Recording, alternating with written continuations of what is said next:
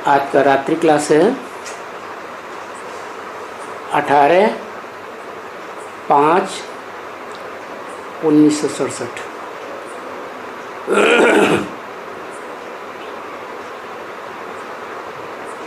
बच्चों को स्मृति आती है अभी संगम युग में।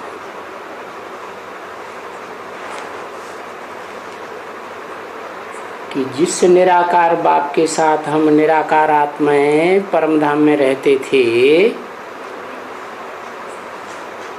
अभी वो समय आया है कि हम भी यहाँ संगम युग पर शरीर में हैं।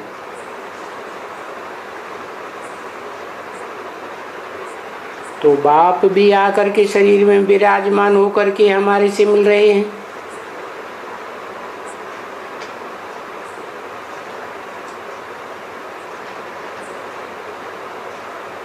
क्या स्मृति की बात बताई है?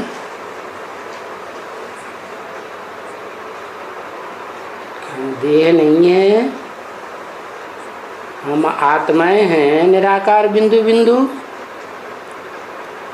और ये स्मृति अब आई है इस जन्म में, जबकि हमें पता चला कि ये संगम युग है। 5000 वर्ष के ब्रॉड ड्रामा का रिहर्सल पीरियड।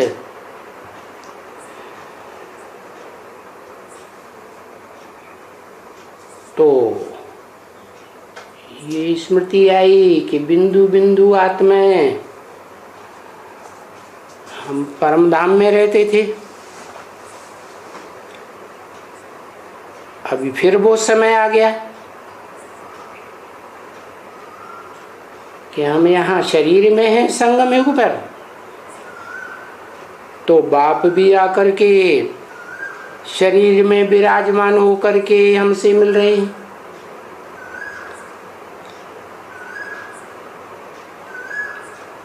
वो निराकार धाम, निराकार आत्माओं का घर, बाप का भी घर। और यहाँ बाप आए और हम आत्माएं भी निराकार हैं। तो हमें पता चल गया या नहीं चल गया कि यहाँ इस दुनिया में हमारा घर कहाँ है? कौन सा घर है? जिस घर में बाप को भी रहना होता है और हम बच्चों को भी रहना होता है। तो ये रूहानी मिलन है।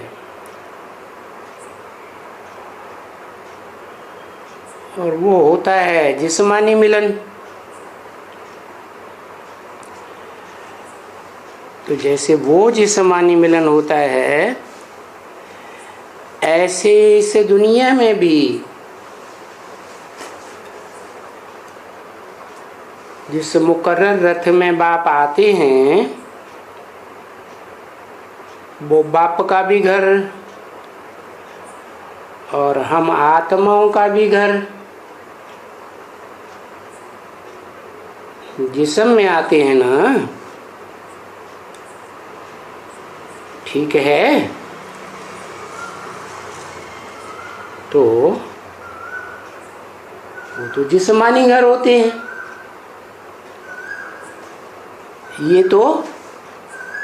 ये कौन सा घर है जिसमें बाप भी आते हैं, बच्चे भी याद करते हैं, घर को याद करते हैं, बाप को याद करते हैं, नई दुनिया के स्वर्ग के वर्षे को याद करते हैं। सुखधाम भी है, शांति धाम भी है, आत्मा शांत स्वरूप है ना। और बाप भी बैठा है। और ये मिलन पूरे 5000 वर्ष के ह्यूज ड्रामा में एक ही बार होता है। किसके साथ है? सुप्रीम सोल गॉड फादर के साथ।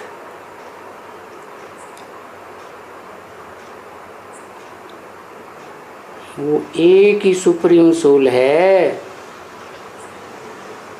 जिसका कोई बाप नहीं होता। वो सब बिंदु बिंदु आत्माओं का बाप।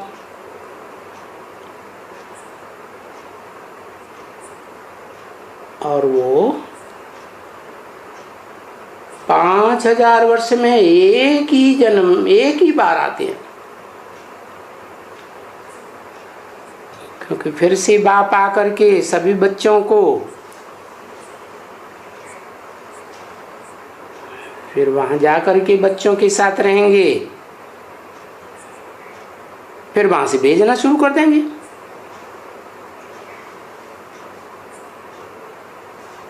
तो एक ही बार सभी बच्चों से मिलते हैं। पूरे कल्प में एक बार।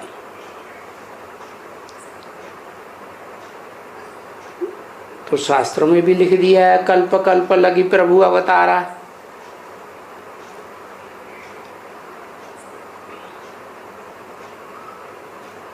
प्रभु क्यों कह दिया? प्रभु इसलिए कह दिया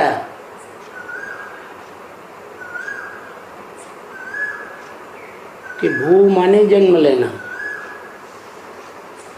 प्रभु माने प्रकृष्ट रूप से जन्म लेते हैं, दुनियावी तरीके से जन्म नहीं लेते हैं।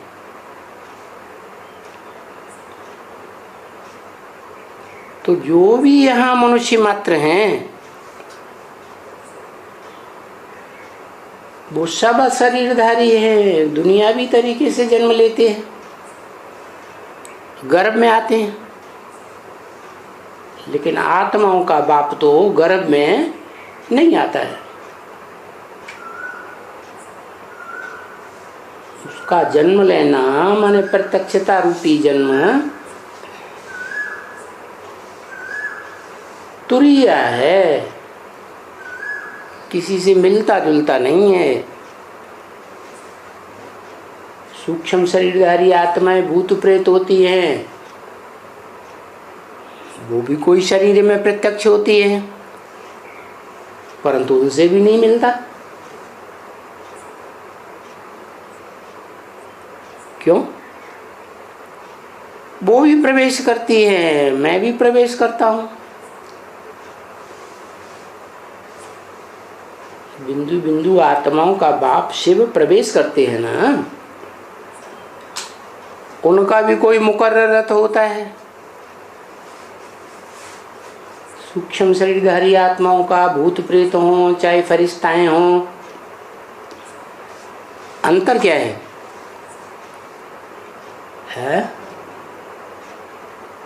उनका जन्म मरण का चक्र चलता है। पूर्व जन्म और इस जन्म के पाप पुण्यों का बोझ रहता है, इसलिए वो आत्माएं हल्के फुल्केपन का अनुभव नहीं करती।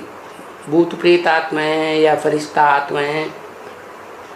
और मैं तो गर्भ से जन्म लेता ही नहीं, अनेक जन्म मुझे लेने नहीं होते हैं। शिव को अनेक जन्म लेने होते हैं ना, लेने होते हैं नहीं, वो तो एक ही बार आते हैं। और आते भी हैं तो देह भान का संग का रंग तो उनको लगता ही नहीं। जैसे और धर्म पिताएं आते हैं तो उनको देह का संग का रंग लगता है, वो भी नीचे गिर के चले जाते हैं, जन्म मरण के चक्र में आते हैं। मैं तो एक ही बार आता हूं। तो शिव बाबा भी इस समय में शरीरधारी टेम्परेरी हैं। क्या कहा है? कौन? किसकी बात की है?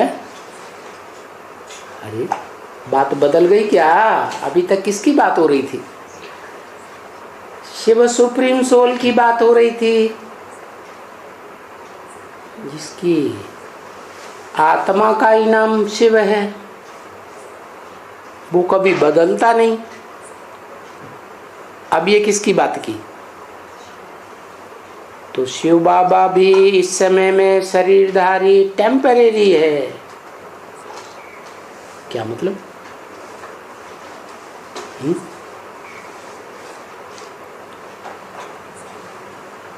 टेम्परेरी है। किस समय में? संगम युग में।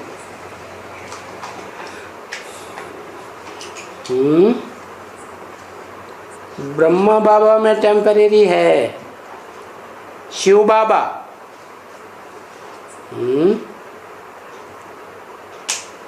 शिव बाबा इस समय में माना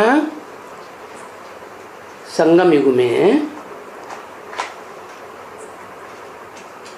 शरीरधारी तो है, शरीर धारण तो किया, लेकिन टेम्परेरी माना 1967 की वाणी है ना।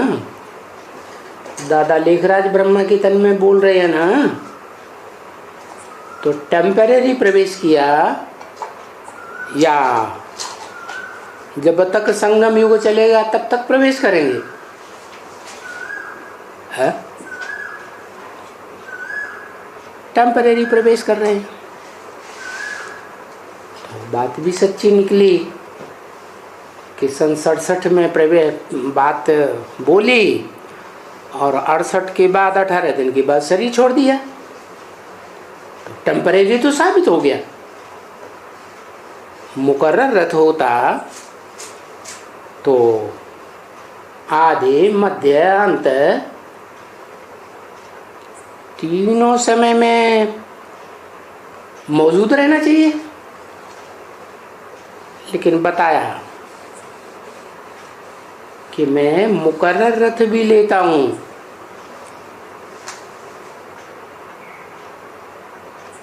इसका मतलब हुआ कि बाबा ने तो बच्चों को बता दिया,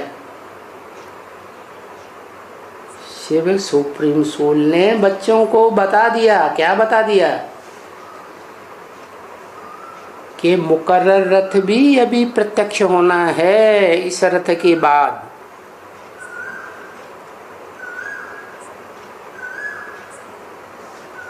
तो ब्रह्मा कुमार कुमारियों ने समझ लिया गुलजार दादी का रथ।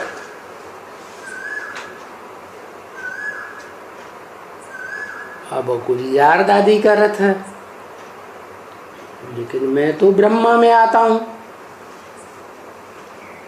क्या? जिस तन में आता हूं उसका नाम ब्रह्मा रखता हूं।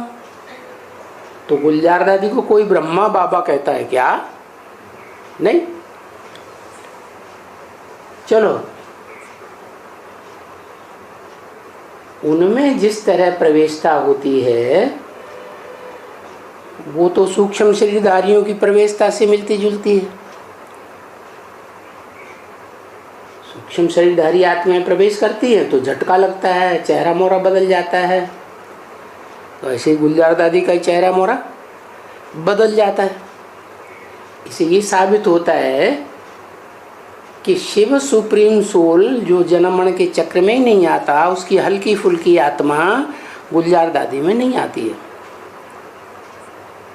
हाँ, ब्रह्मा बाबा की सोल जरूर आती होगी, और आती भी है, क्योंकि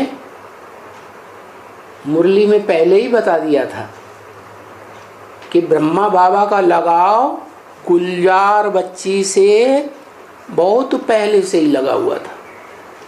ये मुरली में ही बोल दिया। तो गुलजार दादी तो भाग जाती थी, बाबा के पास आती नहीं थी, ब्रह्मा बाबा के पास। वो लगाव अंत तक लगा रहा, और बाबा ने शरीर छोड़ दिया तो अंतमते सौगते हो गई। ब्रह्मा की सोल गुलजार दादी में प्रवेश कर गई। तो इससे ये साबित हुआ कि गुलजार दादी का रथ भी न टेम्परेरी रथ है शिव बाबा का, शिव बाप का, और न मुकर्रर रथ। ब्रह्मा कुमार कुमारियों ने समझ लिया है, लेकिन ऐसा है नहीं।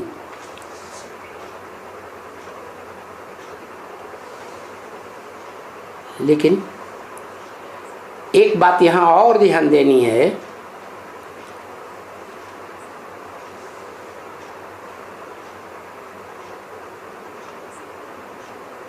शिव बाप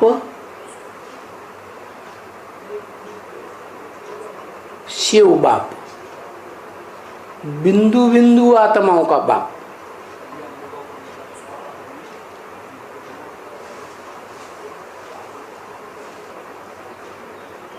और शिव बाबा, दोनों में अंतर क्या है?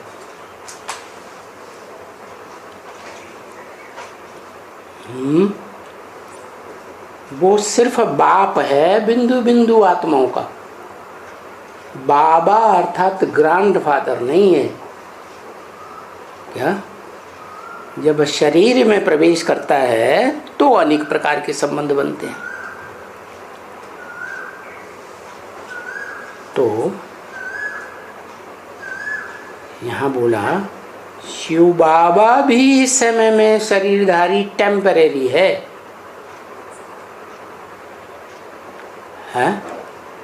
माने रथ में प्रवेश करते हैं तभी तो संबंध बनेगा। संबंध बाबा या चाचा या नाना या पापा, कोई भी।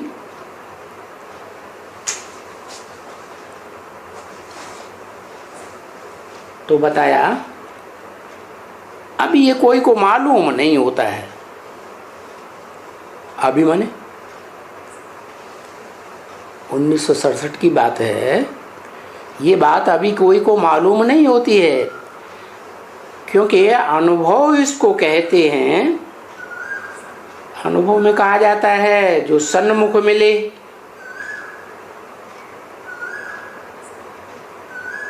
तो बहुत खुशी होती है। क्या? मुख के सामने मिले तो 1967 में मुख के सामने नहीं मिल रहे थे,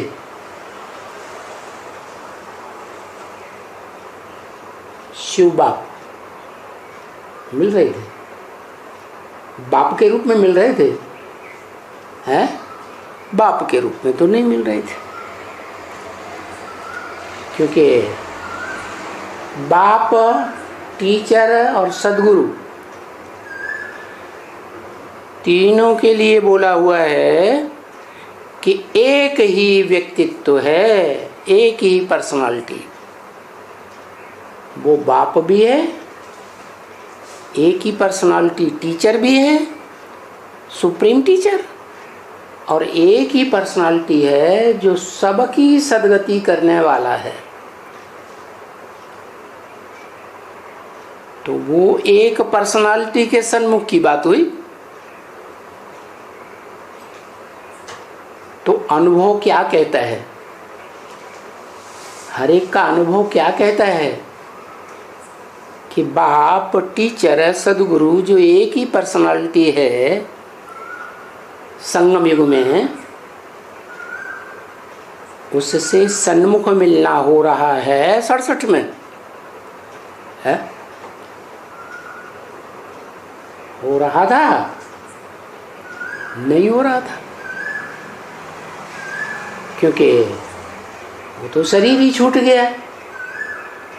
और बाबा तो कहते हैं ये तीनों जो संबंध हैं, बाप के, टीचर के, सदगुरु के, वो एक ही व्यक्तित्व के द्वारा संगम युग में चलेंगे।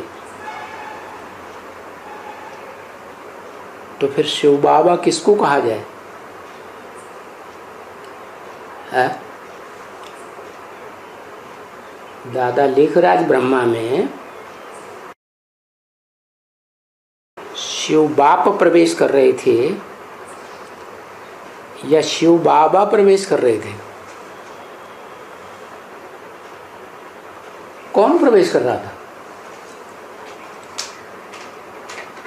सोले।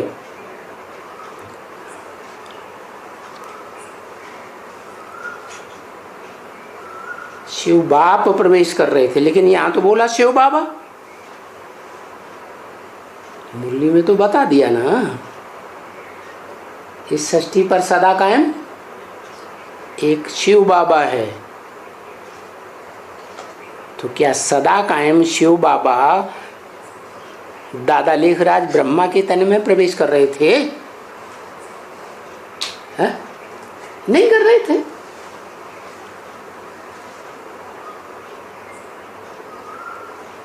ये तो साबित हो गया। जिसे शिव बाबा कहा गया, वो तो यज्ञ की वो आत्मा हो सकती है जिसे पीऊ कहा जाता था, जिसके द्वारा दादा लेखराज ब्रह्मा को भी अपने पार्ट की पहचान हुई थी, साक्षात्कारों का क्लैरिफिकेशन मिला था, और उस भक्ति भावना के आधार पर उन्होंने पक्का कर लिया कि हमारा पार्ट इस संगम युग में ब्रह्मा का है। सारी दुनिया मुझे ब्रह्मा के रूप में मानेगी। तो उन्होंने ब्रह्मा कुमारी ईश्वरी विश्वविद्यालय खोल दिया। विश्वविद्यालय का मतलब ही है सारे विश्व की आत्माएं उस विश्वविद्यालय में पढ़ाई पढ़ेंगी। भले बेसिक पढ़ाई पढ़ेंगी, लेकिन पढ़ेंगी। तो यहां जो बोला शिव बाबा इस समय शरीरधारी टेम्परेरी है, मन ये कौन से शिव बाबा की बात हो रही है?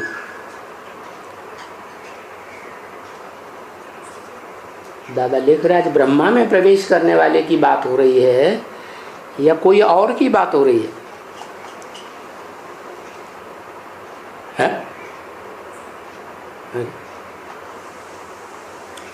चक्कर में पड़ गए। यज्ञ के आदि में वही शिव बाबा जिसमें पहले पहले प्रवेश किया था, जिसको शास्त्रों में कहते हैं परम ब्रह्म। गुरुर् ब्रह्मा गुरुर् विष्णु गुरुर्देवो महेश्वर गुरु साक्षात परम ब्रह्म।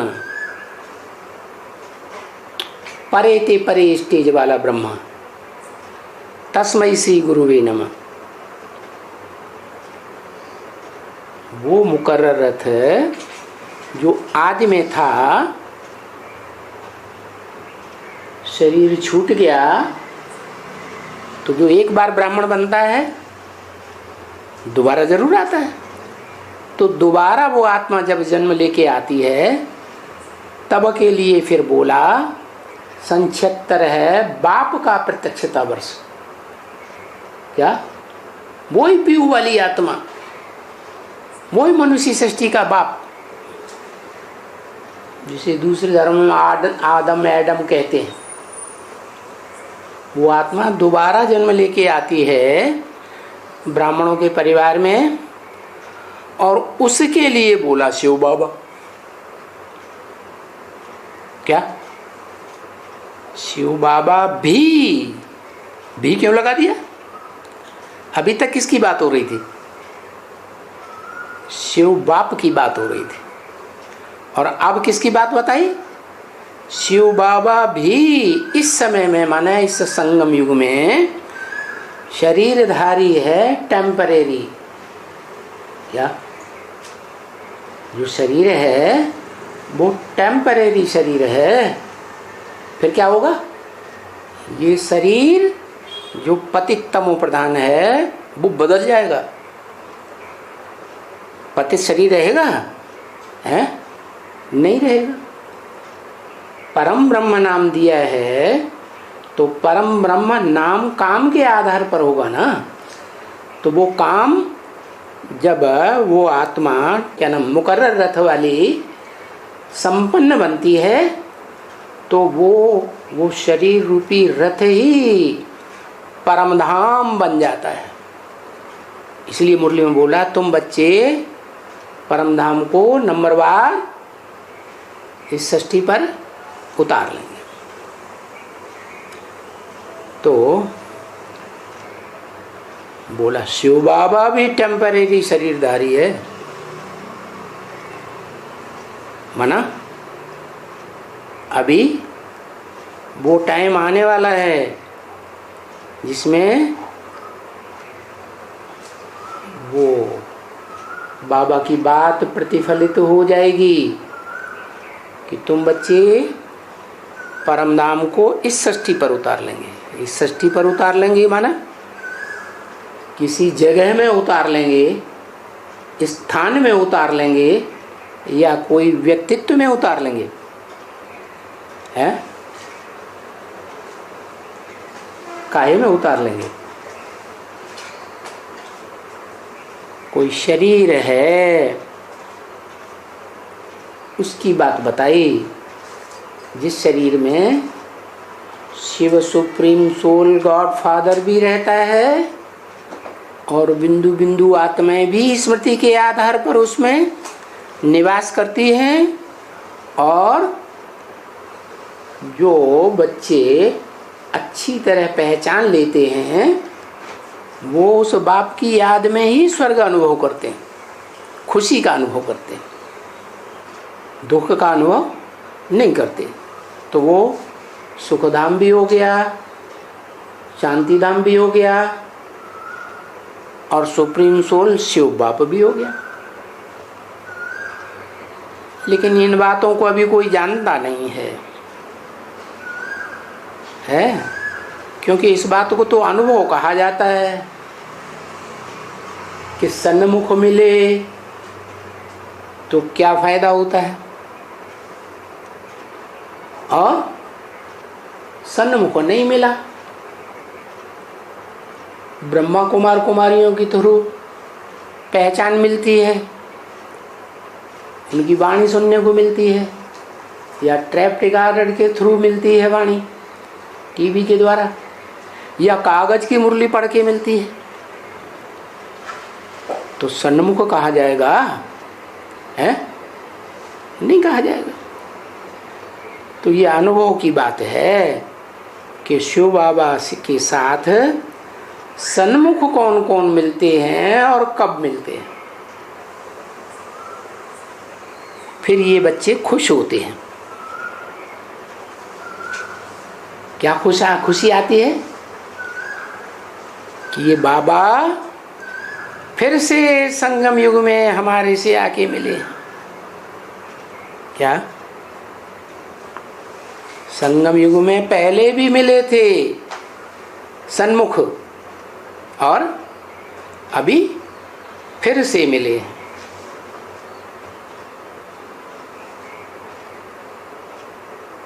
तो बहुत खुशी होती है उन बच्चों को जिनको ये अनुभव में आ जाता है।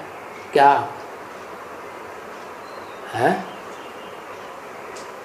पहले यज्ञ के आदि में थे या नहीं थे? थे, और अभी फिर हैं, तो खुशी आ जाती है। हमको साथ में गुलगुल बनाए करके फिर बाबा हमको वापस ले जाएंगे। कौन ले जाएंगे? बाबा। बाबा किसको कहा जाता है? हैं? साकार और निराकार के मेल को बाबा कहा जाता है। निराकार जो सदा निराकार है, सदा शिव कहा जाता है। और जिसमें प्रवेश करते हैं, जिसको कहते हैं अर्जुन के रथ में आया, या आदम के शरीर में आया, शरीर रूपी रथ में, तो प्रैक्टिकल में अनुभव होता है साथ का, सन्मुख अनुभव करते हैं। और ये बुद्धि में आता है कि बाबा हमको साथ ले जाएंगे, गुलगुल बना के ले जाएंगे, और फिर हमको सुख के संबंध में भेज देंगे। माना नई दुनिया स्वर्ग में भेज देंगे। कैसा संबंध है? सुख का संबंध। सुख काहे से होता है? ज्ञान से होता है या अज्ञान से होता है? सुख काहे से होता है? ज्ञान से। तो स्वर्ग में या सतयुग में ज्ञान होगा है? हाँ, ज्ञान का विस्तार नहीं होगा, लेकिन ज्ञान का सार मैं आत्मा ज्योति बिंदु हूँ ये तो होगा ना। तो स्वस्थिति में रहेंगे वहाँ। स्व माने आत्मा, आत्म की स्थिति में। तो सुख के संबंध में रहेंगे। क्या संबंध कैसा होगा? सुख का। सुख का संबंध कौन सा होता है? ज्ञानेंद्रियों का होता है या कर्मेंद्रियों का होता है या दोनों का होता है?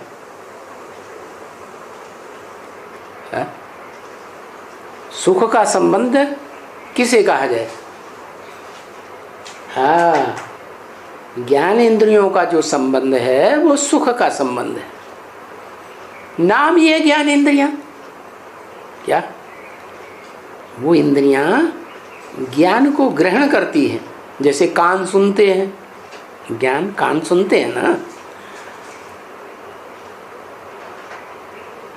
कोई ऐसे होते हैं कि सुनते नहीं हैं, डम्ब होते हैं, तो क्या उन्हें ज्ञान नहीं मिलता है? मिलता है या नहीं मिलता है? आंखों से देखते हैं ना, तो आंखों से देख करके भी ज्ञान मिलता है ना।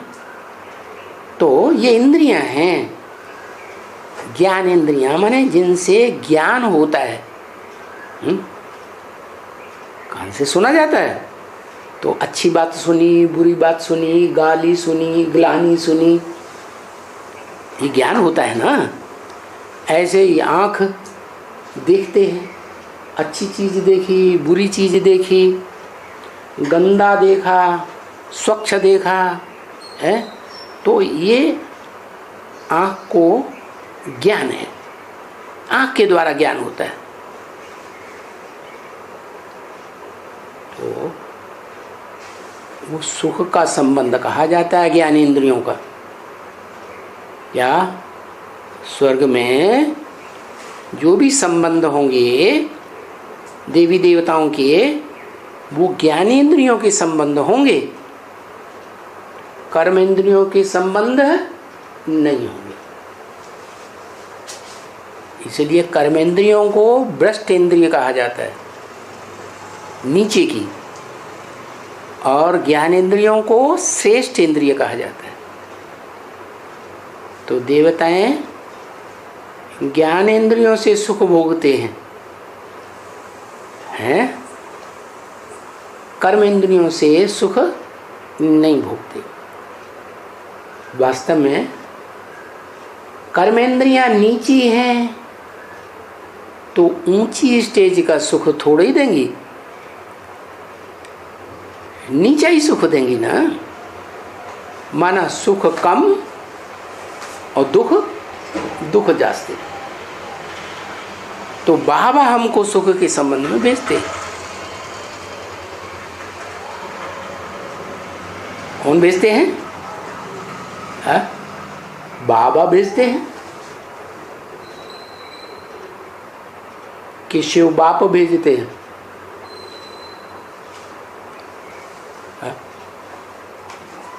कौन भेजते हैं? बाबा भेजते हैं, शिव बाप नहीं। वो कुछ नहीं करता है। शिव बाप बिंदु बिंदु आत्माओं का बाप कुछ नहीं करता।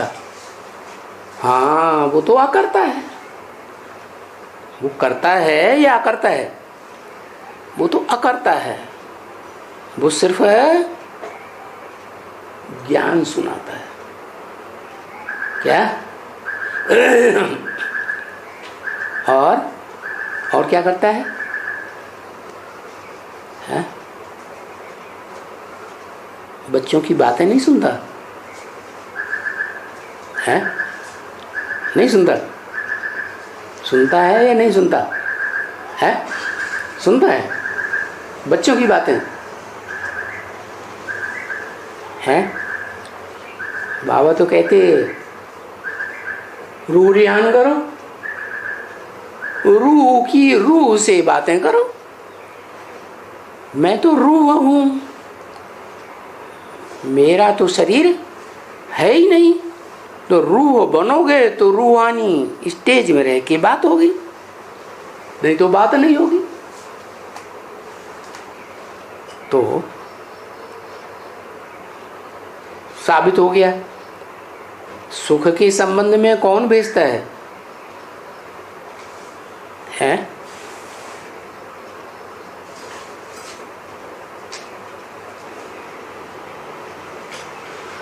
मनुष्य सृष्टि का बाप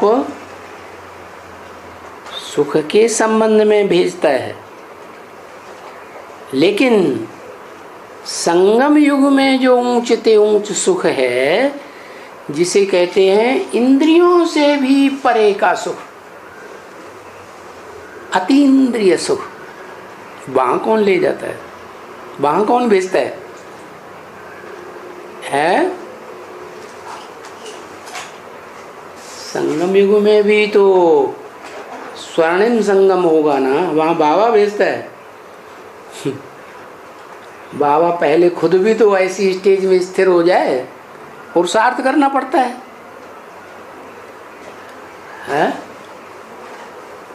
बाबा तो साकारी भी है ना, और शिव बाप वो तो निराकारी है। तो निराकारी शिव बाप पहले, जिसे हम बाबा कहते हैं, साकार निराकार का मेल कहते हैं, उसको आप समान बनाता है। क्या? निराकारी निर्विकारी निरहंकारी बनाता है, और फिर वो खुद बनता है, तब बच्चों को अतीन्द्रिय सुख की स्टेज में ले जाता है। क्या? बाप के पास प्रॉपर्टी होगी तभी तो बच्चों को देगा। बाप के पास नहीं होगी तो देगा? नहीं देगा। तो सुख का संबंध एक तो हुआ स्वर्ग में, वो है ज्ञानेंद्रियों का संबंध, और उससे भी ऊंचा एक सुख का संबंध और है जो ज्ञानेंद्रियों से भी परे है, अतीन्द्रिय सुख जिसे कहा जाता है। इंद्रियों की दरकार ही नहीं, मन बुद्धि का जो वाइब्रेशन है वो ही सुख प्रदान करता है, सुख का लेन देन होता है। तो बताया कौन भेज देंगे? बाबा है। बाबा जो खुद क्या करे? पहले अतीन्द्रिय सुख की स्थिति में, स्टेज में स्थिर हो, फिर बच्चों को नंबरवार भेजे। अब सब बच्चे तो नहीं जाएंगे अतीन्द्रिय सुख की स्टेज में, थोड़े होंगे या ज़्यादा होंगे? हैं? थोड़े बच्चे होंगे। ऐसे बच्चे होंगे जो पुरुषार्थ करके अपने को विनाश काल से पहले पक्की आत्मिक स्मृति में स्थिर कर दें, देहभान का हिसाब न रहे। क्या? जिनका देहभान रह जाएगा उनकी देह को दबना पड़ेगा बर्फ में। क्या कहा? जिनको देहभान नहीं रहेगा उनको नहीं दबना पड़ेगा, है? उनको भी दबना पड़ेगा, लेकिन वो निराकार आत्माएं जो हैं निराकारी स्टेज वाली, निराकार बाप की स्मृति में ऐसी गहरी हो जाएंगी कि जैसे कहते हैं ना, जिससे स्नेह हो जाता है, प्यार हो जाता है, तो एक अनुभव करते हैं। जैसे विष्णु के लिए बोलते हैं, स्वभाव संस्कार चार आत्माओं के मिलकर के एक हो गए तो विष्णु एक हो गया। ऐसे ही अर्धनारीश्वर को कहते हैं। शंकर और पार्वती के स्वभाव संस्कार मिलकर के एक हो जाएं तो कहते हैं आधा हिस्सा पुरुष का, आधा हिस्सा नारी का। तो ऐसा सुख संबंध जो है वो श्रेष्ठ ते श्रेष्ठ संगम युग का है, जहां इंद्रियों के सुख की भी दरकार नहीं। क्या? लेकिन वो सुख कौन भोगेंगे? वही आत्माएं भोगेंगी जो आत्मिक स्थिति में स्थित हो जाएंगे। क्या? इस दुनिया में पुरुषार्थ जीवन में इंद्रियों का सुख लेना बंद।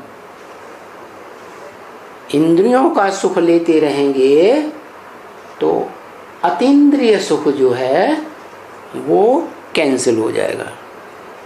गोप गोपी बात अलग। गोप उन्हें कहा जाता है, गोपी उन्हें कहा जाता है जिनका गुप्त संबंध होता है। क्या? अतीन्द्रिय सुख में गुप्त रखने की दरकार है? जो इंद्रियों का संबंध है, भ्रष्ट इंद्रियों का, उसको गुप्त रखने की कोशिश करते हैं। सत्युग त्रेता में कोई महलवाणियां बना के रहते थे? नहीं। कपड़े बनाने के कारखाने थे? नहीं थे। क्यों नहीं? क्योंकि वहां देहभान होता ही नहीं कर्मेंद्रियों में। द्वापर युग द्वैतवादी जब से आता है, दूसरे दूसरे धर्म पिताएं आते हैं, दूसरे दूसरे धर्म फैलते हैं, दूसरी दूसरी भाषाएं फैलती हैं, दूसरे दूसरे राज्य दुनिया में बढ़ते हैं, द्वैतवादी दुनिया हो जाती है, तब भ्रष्ट इंद्रियों का संबंध शुरू हो जाता है। और वो भ्रष्ट इंद्रियां कहीं इसलिए जाती हैं कि भ्रष्ट सुख देती है। क्या? सदा काल का सुख नहीं रहता, क्षण भंगुर सुख और दुख ज्यादा। तो बताया ये भारत में गॉडफादरली यूनिवर्सिटी खुलती है। क्या?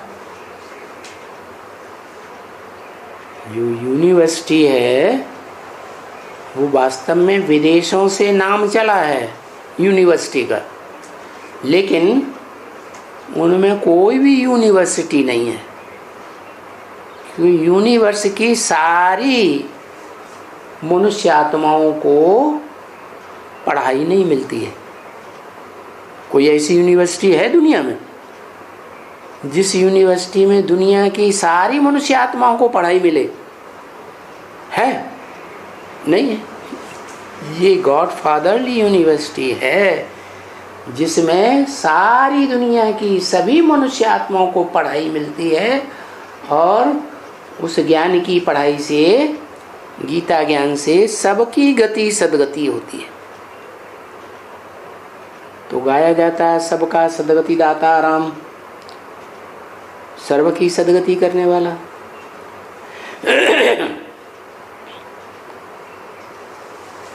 वहां दुनिया में, बाहर की दुनिया में घर से आकर के स्कूल में पढ़ाते हैं? नहीं पढ़ाते हैं? पढ़ाते हैं। तो यहाँ भी बाप कहाँ से आते हैं? आत्माओं के बिंदु बिंदु आत्माओं का जो घर है, सुप्रीम एबोर्ड, मुसलमान लोग कहते हैं अर्श है, खुदा का घर है, जहाँ खुदा भी रहता है, खुदा के बंदे भी रहते हैं। तो वहाँ से खुदा आता है और रूहानी पढ़ाई पढ़ाता है। ये देखो, बाबा घर से यहाँ आकर के रोज तुमको पढ़ाते हैं। क्या कहा? कौन पढ़ाते हैं? है? रोज कौन आते हैं घर से? है? रोज घर से आके पढ़ाते हैं। रोज रोज पढ़ाते हैं। परमधाम से रोज रोज आते हैं, हैं?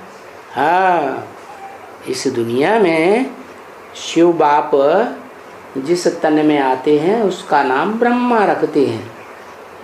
तो जो पहला पहला ब्रह्मा है, जिसे कहा जाता है परम ब्रह्म, महत ब्रह्म, उस तन की बात है कि वो मुकर्ररत है, उसमें मुकर्रर रूप से रहते, और बाकी तुम बच्चों को वहाँ से आकर पढ़ाते हैं। तो देखो, दादा लेखराज के तन में आकर पढ़ाते हैं या नहीं पढ़ाते हैं? हाँ? कहाँ से आते हैं? कहाँ से आते हैं? हाँ? वहाँ से आते हैं, ऊपर परमधाम से रोज आते हैं। मुरली में तो बोला, तुम शिव बाप को नीचे याद करते हो या ऊपर याद करते हो? जो शिव बाप को ऊपर याद करते हैं तो इससे साबित होता है शूद्र संप्रदाय हैं। उनकी बुद्धि में ज्ञान नहीं बैठा है कि बाप नीचे उतर कर आया है, ऊपर नहीं बैठा है। ये नई दुनिया बनाने के लिए, नरक को स्वर्ग बनाने के लिए आया हुआ है। तो बीच बीच में ऊपर जाएंगे क्या, या काम पूरा करके जाएंगे? तो जो ऊपर याद करते हैं वो तो गलत बात हो गई, वो ब्राह्मण बने ही नहीं। तो कहाँ याद करना है? नीचे याद करना है या ऊपर? नीचे। कहाँ नीचे है? कोई साकार मनुष्य तन है, पहचानने की बात है, उसमें याद करना है। जैसे गीता में लिखा है, अर्जुन से बोला, अर्जुन की तरफ इशारा करके रथ की तरफ, है क्या बोला? इदं शरीरम कौन्तेय क्षेत्रम मित्यभिधीयते। हे अर्जुन, ये जो तेरा शरीर रूपी रथ है, ये क्षेत्र है। क्या? क्षेत्र माने स्थान है। कैसा स्थान? जिसे कहते हैं धर्म क्षेत्र, कुरुक्षेत्र। ये सेंट्रल प्लेस है। क्या? धर्म युद्ध का क्षेत्र है। इसमें सेंट्रल पॉइंट ये रथ है। इसे रथ कहो, क्षेत्र कहो, स्थान कहो, यज्ञ कुंड कहो, क्योंकि नाम ही है अविनाशी रुद्र ज्ञान यज्ञ। तो ये जो यज्ञ है, जिस कुंड में, जिस क्षेत्र में सारी दुनिया स्वाहा होनी है, वो कौन सा क्षेत्र है? क्षेत्र माने शरीर रूपी रथ। कौन सा है? वो ही साकार शरीर मुकर्रर रथ, जिसमें शिव बाप परमानेंटली रह करके नई दुनिया बनाने का कार्य करते। तो देखो, तुमको पढ़ाने के लिए कितना दूर से आते हैं। माने ब्रह्मा बाबा के रथ में परमानेंट नहीं रहते हैं। परमानेंट कहाँ रहते? उसी मुकर्रर रथ में रहते हैं, और वहाँ से रोज रोज तुम बच्चों को पढ़ाने आते हैं। ज्ञान सागर बोलते हैं ना। क्या पूछते हैं? देखो, तुम कहते हम 10 माइल दूर से आते हैं पढ़ने के लिए, 8 माइल से, 6 माइल से, 2 माइल से। तो तुम ज़्यादा दूर से आते हो या बाबा ज़्यादा दूर से आते हैं? बाबा मुकर्रर रथ छोड़ करके पता नहीं कहाँ से आते हैं तुमको पढ़ाने के लिए टेम्परेरी रथ में। ये वंडर देखो, बाबा खुद बैठ करके कहते हैं कि मैं जो तुम्हारा बाप भी हूं। क्या कहा? मैं तुम्हारा बाप भी हूं, टीचर भी हूं।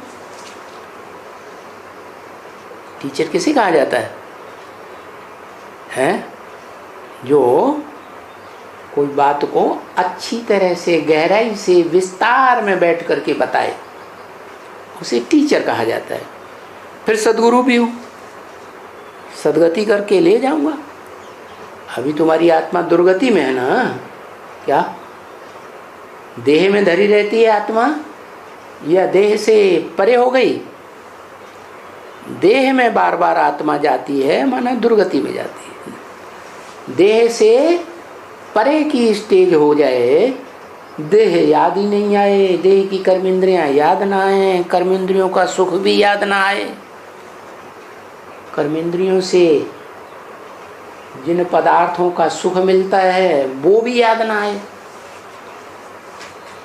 तो कहेंगे कि तुम्हारी आत्मा की सदगति हुई।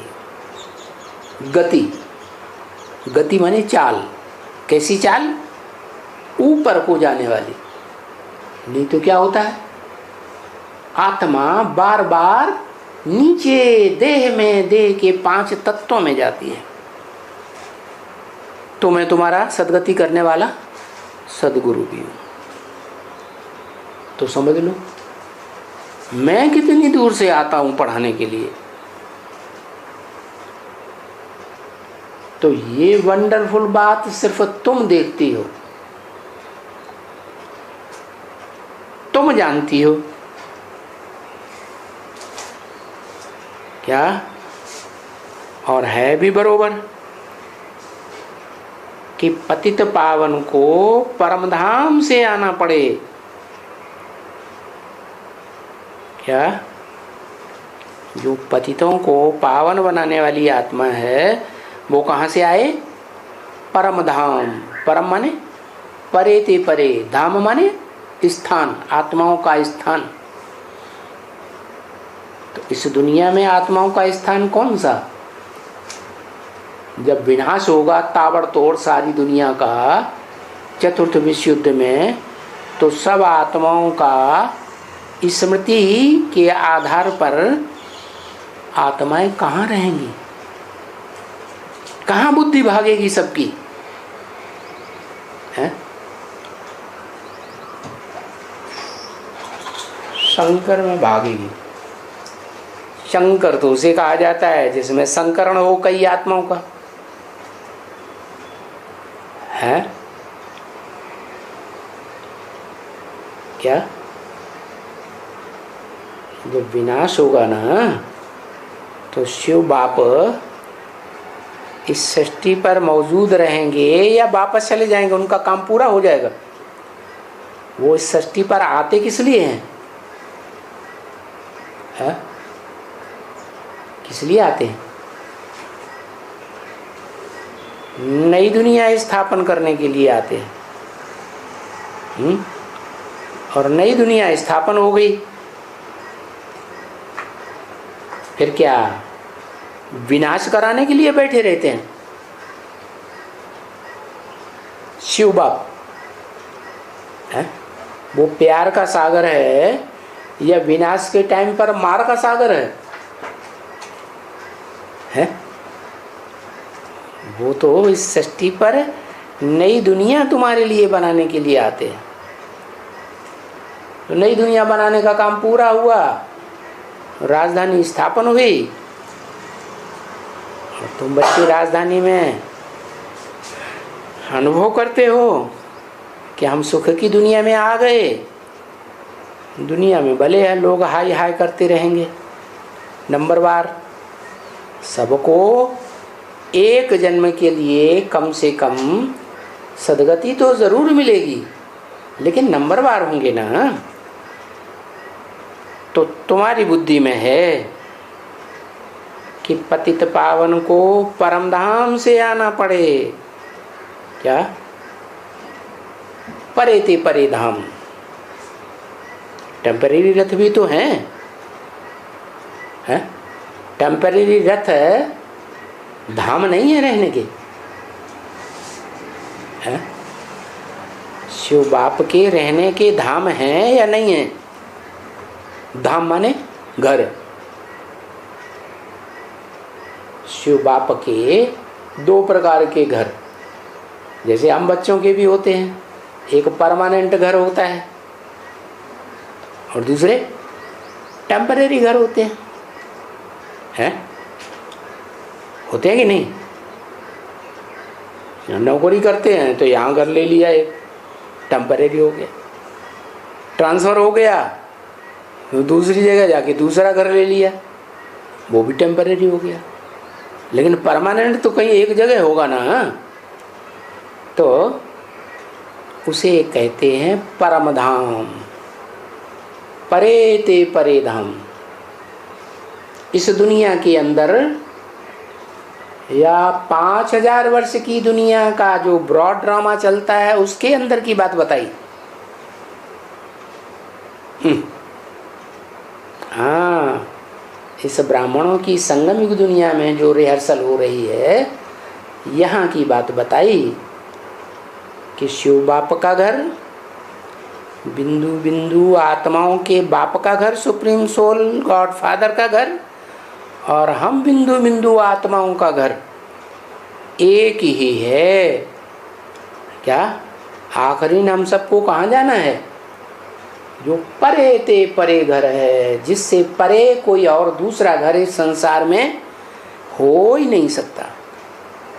और वो परे ते परे घर सत्य धाम है, या आज है कल नहीं होगा?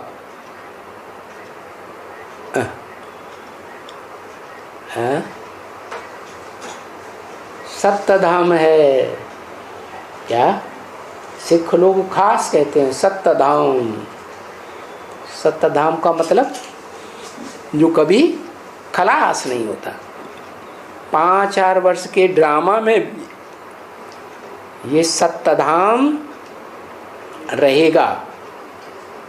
ये दुनिया खलास हो जाती है तो भी वो शरीर रूपी रथ रहेगा, जिसे परम ब्रह्म नाम दिया जाता है।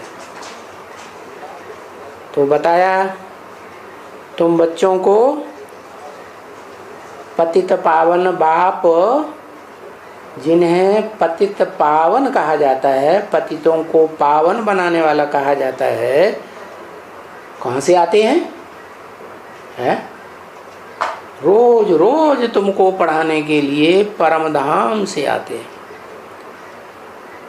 और जरूर पतित पावन कोई छो मंत्र तो नहीं आकर करते होंगे। क्या? कि एक दिन आ जाएं, फू छू मंत्र करके चले जाएं? क्या? अरे 5000 वर्ष में संग का रंग धीरे धीरे लगते लगते लगते अंत में जाकर के पतित बन जाते हो ना, हैं? तो वो तो आत्माओं का संग का रंग लगता है। वो आत्मा रूपी छोटी छोटी बैटरी हैं। क्या? छोटी बैटरी जल्दी भरेंगी या बड़ा बैटरा जल्दी भरेगा? है?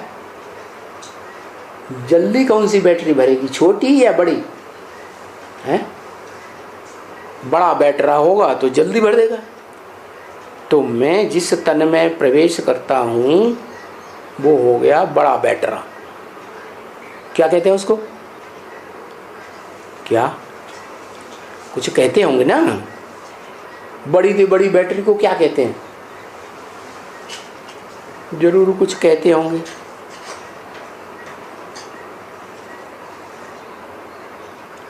जनरेटर तो वो तो जनरेट करता है,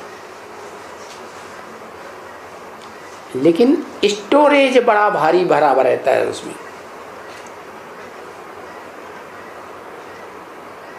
तो बोला पतित पावन कोई छू मंत्र थोड़ा ही करते हैं कि हथेली पे आम उगाई देंगे, नहीं। ये तो तुम बच्चों को धीरे धीरे पुरुषार्थ करना पड़ता है।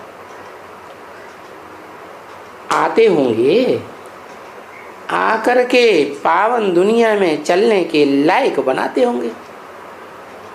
क्या ऐसे नहीं छू मंत्र कर देंगे? लायक बनाने के लिए पहले पढ़ाई पढ़ाई जाती है, पढ़ाई पढ़ने के बाद फिर लायक बनते हैं, पढ़ लिख के होशियार बनते हैं, फिर जन्म जन्मांतर के लिए राजाई प्राप्त होती है। तो आकर के जो पावन आत्माएं बनती हैं वो जितना पावन बनेंगी उतने बड़े राजाएं बनेंगे। तो पावन दुनिया में ले जाने के लिए पुरुषार्थ के आधार पर पावन बनते हैं।